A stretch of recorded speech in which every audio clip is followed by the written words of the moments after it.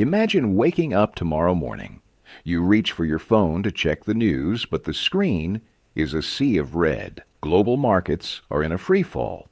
The headline that catches your eye, the one that makes your stomach drop, reads, "The U.S. dollar has collapsed." It sounds like a movie plot, doesn't it? But what if it wasn't? What if the bedrock of the global economy, the currency you use every day, simply stopped working overnight?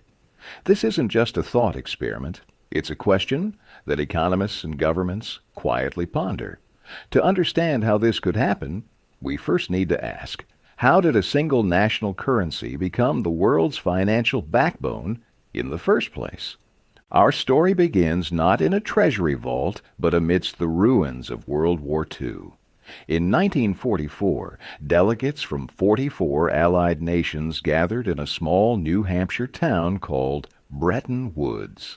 The world they knew was shattered, and they needed a new system to rebuild, a system to prevent the economic chaos that had led to war.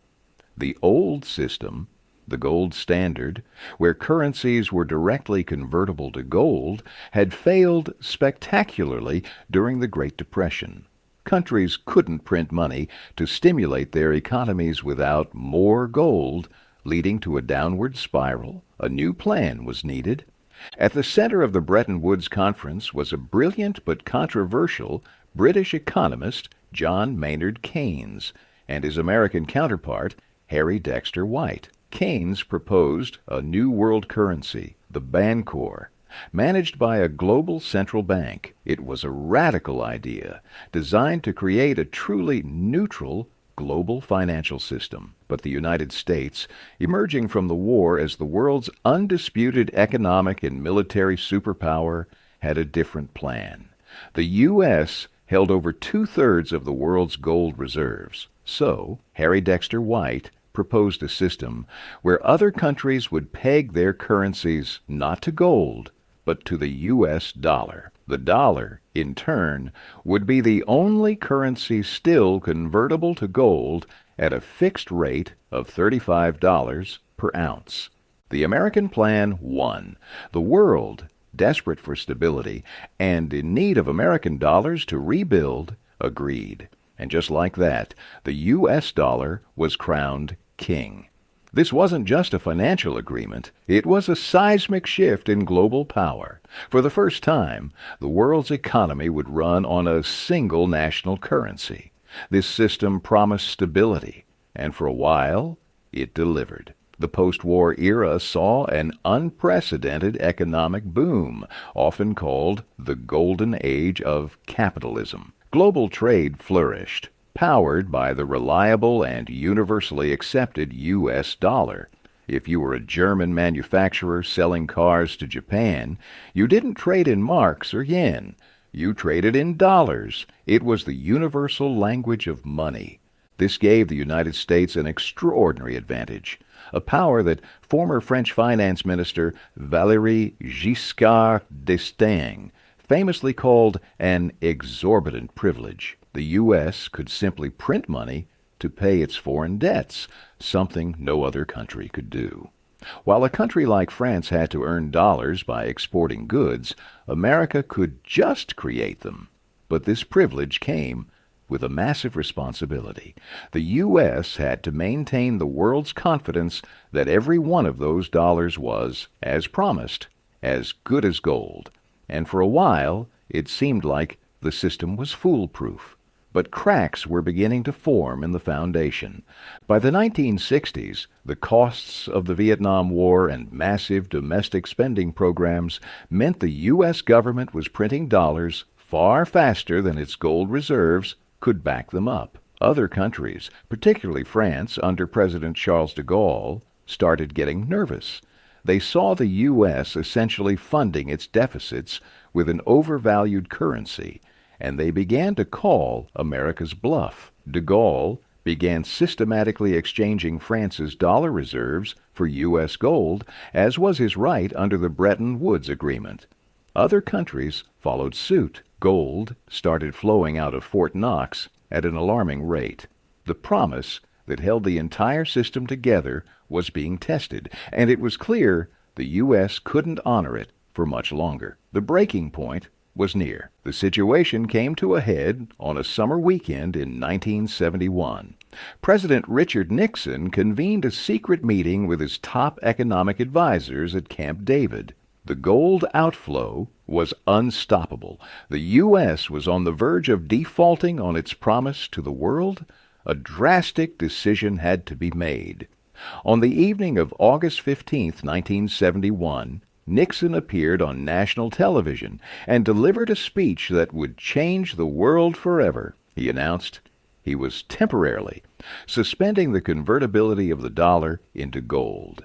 This event, known as the Nixon shock, effectively ended the Bretton Woods system. The dollar was no longer backed by gold. It was now backed by nothing, or, more accurately, by the full faith and credit of the United States government. The world had entered the age of fiat currency. Money's value was no longer tied to a physical commodity, but to trust in the institution that issued it.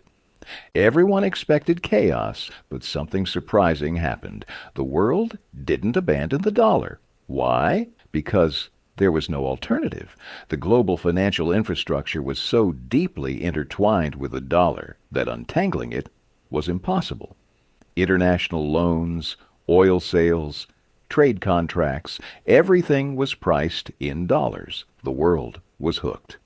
This led to the next evolution of the dollar's dominance, the petrodollar system. In the 1970s, after the oil crisis, the U.S. struck a series of agreements with Saudi Arabia and other OPEC nations.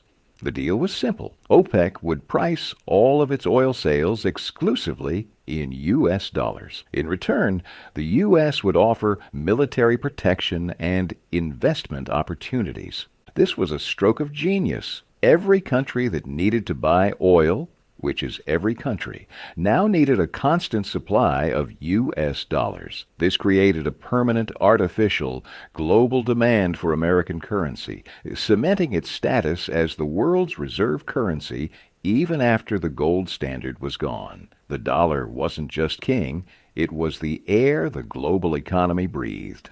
So let's fast forward to today and return to our original question. What if that system collapsed overnight? The first thing you'd experience is hyperinflation. Your savings, your retirement account, your paycheck, they'd become virtually worthless in a matter of hours. A loaf of bread might cost $10 in the morning and $100 by the evening. Your local grocery store shelves would be empty within a day. Why? Because the entire global supply chain runs on dollars. A shipper in Asia isn't going to load a container of electronics onto a ship bound for the U.S. if they don't know what the dollars they'll be paid with will be worth when they arrive. Trade would freeze. Gas stations would run dry almost immediately. Oil is priced in dollars. With the dollar's value in free fall, oil-producing nations would stop selling. The trucks that deliver food, the ships that bring goods, the power plants that keep the lights on, much of it would grind to a halt. Globally, the fallout would be catastrophic. Countries around the world hold trillions of U.S. dollars in their foreign reserves. That wealth would evaporate. It would trigger a global depression far worse than anything seen in history. Financial markets would cease to function, leading to political instability and conflict worldwide. So what could cause such a collapse? It's unlikely to be a single event, but rather a perfect storm of factors. One major threat is unsustainable national debt. When a country's debt grows so large that investors, both foreign and domestic, begin to doubt its ability to ever pay it back, they start selling off that country's currency and bonds. Another factor is the rise of alternatives. For decades, the dollar had no real competitor, but today we see countries like China and Russia actively working to de-dollarize. They are conducting trade in their own currencies and building alternative financial systems. The rise of digital currencies, and other new technologies could also erode the dollar's dominance over time. A sudden loss of geopolitical trust could also be a trigger.